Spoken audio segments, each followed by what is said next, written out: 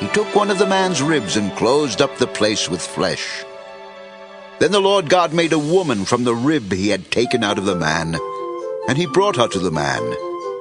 The man said, "This is now bone of my bones and flesh of my flesh. She shall be called woman, for she was taken out of man." Do battle for us. Behold his mighty hand.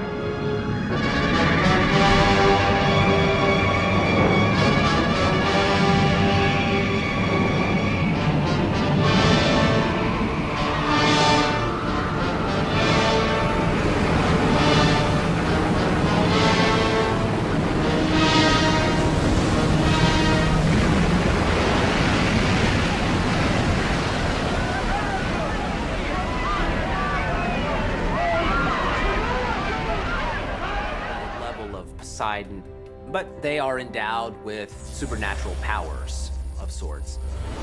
They have the best technology, they have the most resources, they have civilization crafted by a god for their greatest benefit. Were the Atlanteans really supernatural beings with advanced technology who descended from a god? Sounds like a wild fantasy.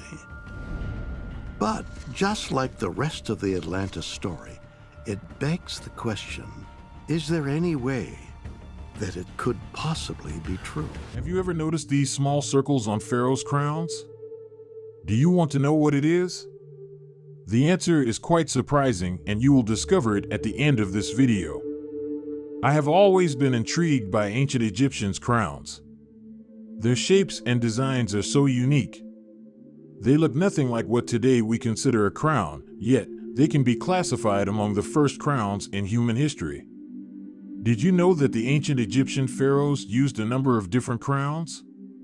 Some were used to show authority, while others were used for religious ceremonies. Each crown was worn by different pharaohs or deities, and each crown had its own significance and symbolic meaning. The crowns included the Atef, the Dishret, the Hedjet, the Kepresh, the Skent, and the Nemes. Each one is fascinating and mysterious as the next. Therefore, the great Greek warrior forgot his mother's advice and tried to take revenge by fighting Memnon. The two great warriors began their duel, and the Ethiopian prince proved to be a formidable opponent. He was strong and skilled. Achilles felt that this warrior seemed to equal him in almost everything. That fighter might be destined to kill him, just as it had been prophesied since his childhood. Achilles used his spear to strike the African prince in the shoulder. But the blow only made Memnon fight with even more devotion, unlike any other opponent. Thetis and Aurora watched the duel between their sons with distress. They knew that only one would come out of the fight alive. Both asked Zeus to favor their respective sons. But he said that the fate of each warrior was already determined by the Moirai.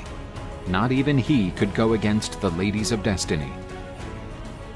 Memnon wounded Achilles' hand with his spear, and the Greeks were shocked to see the divine champion bleeding so badly. The goddess of dawn stood behind her son and revealed Achilles' secret weakness, his heels. Memnon tried to surprise his opponent with an assault on his heels, but Achilles, the light-footed warrior, leapt on his opponent. With one terrible blow, he claimed Memnon's life. Hannibal is a Carthaginian aristocrat from the Barcid family, who are a significant family in Carthage. He's talented, he has grit, he has perseverance. Hannibal is one of the few enemies Rome had that they actually respect and idolize, and that is a lot because of his tremendous achievement. He's got a famous father who's fought against the Romans, who nurtures him, in the words of some of the writers, as a lion cub raised for the destruction of Rome. Carthage really was Rome's only competitor as an empire in the central and western Mediterranean. When his men see him at the age of 26, when he takes command of the Carthaginian army, they see his father reborn in him, in his gestures and the way he speaks and the way he holds himself. They see a commander. Jesus drank the wine.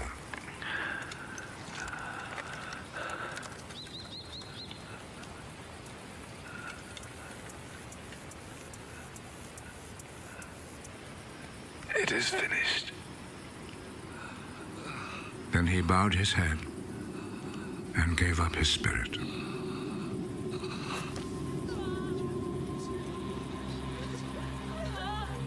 If someone asked you who the richest people in history were, who would you name?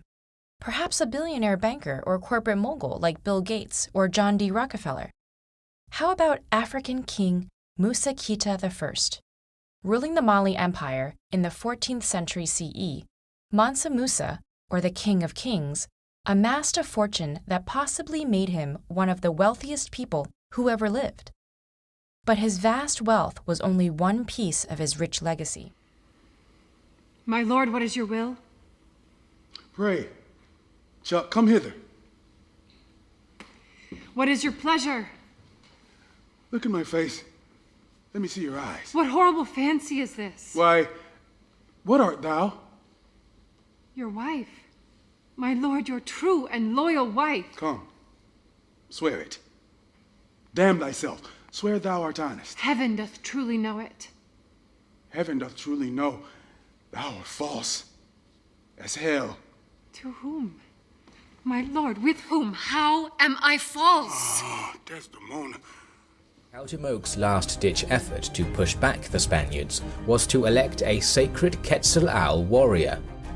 Placed in a ceremonial costume, covered with resplendent feathers and made to look massive by way of wooden frames, this warrior scared the Spaniards.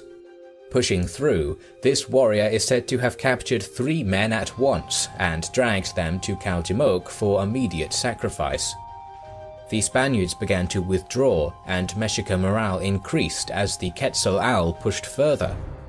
But this final act of valor could not turn the tide of the siege. As reported by native sources, the warrior dropped from a terrace, never to be seen again.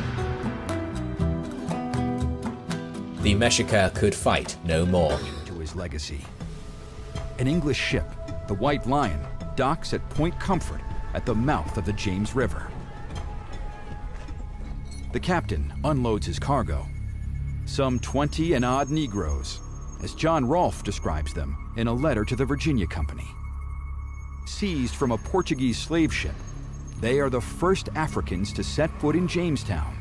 And liberty, equality, fraternity, that was new for the world. The Haitian Revolution is probably the most profound revolution ever realized by human beings.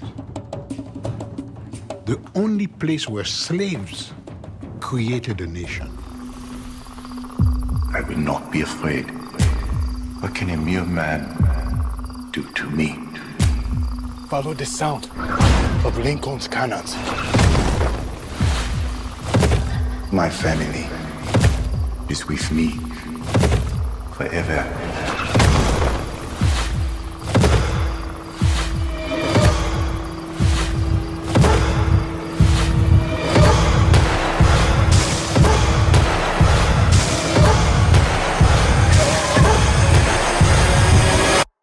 I will look in triumph. That they can do anything they want to us. We might not be back. I might be in jail. I might be anywhere. But when I leave, you can remember I said with the last words on my lips that I am a revolutionary. And you're going to have to keep on saying that. You're going to have to say that I am a proletarian. I am the people. I'm not. Delivered on the steps of the Lincoln Memorial during the March on Washington for Jobs and Freedom.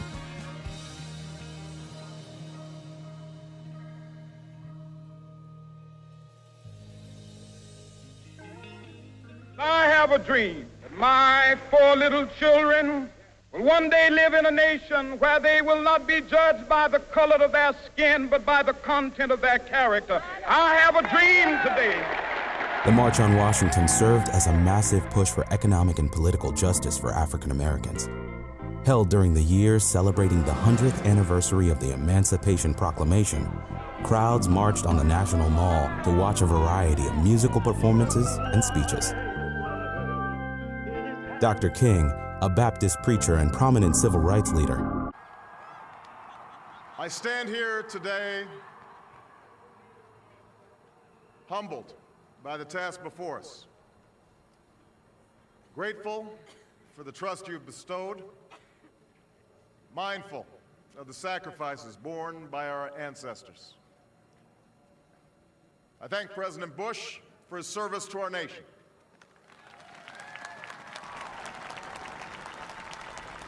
As well as the generosity and cooperation he has shown throughout this transition.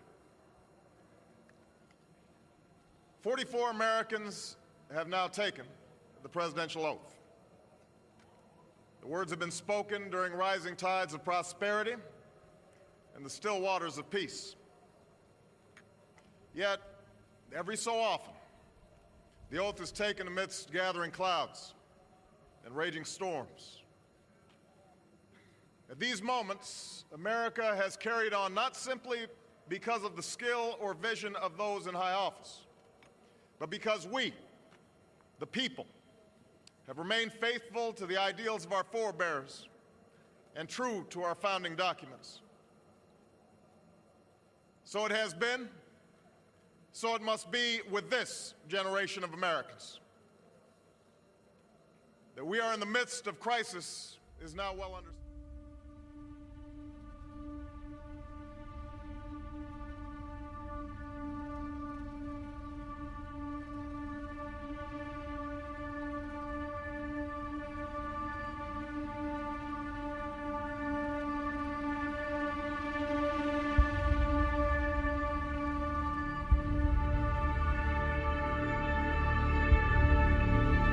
George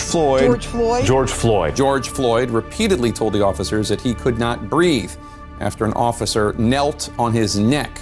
The family of George Floyd held a memorial in his memory. My brother's gone, but the Floyd name still lives on.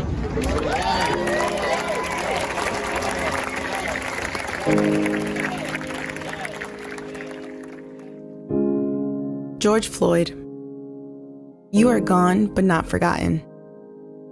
Because of you, we've come together. This is for George Floyd. It's all right to be angry, but we're going to take our anger and our indignation and turn it into energy. George Floyd! George Floyd! For those of you who are black and are tempted to be filled with hatred and mistrust of the injustice of such an act against all white people, I would only say that I can also feel in my own heart the same kind of feeling. I had a member of my family killed, but he was killed by a white man. But we have to make an effort in the United States. We have to make an effort to understand, to get beyond or go beyond these rather difficult times. My favorite poem, my favorite poet was Aeschylus. And he once wrote,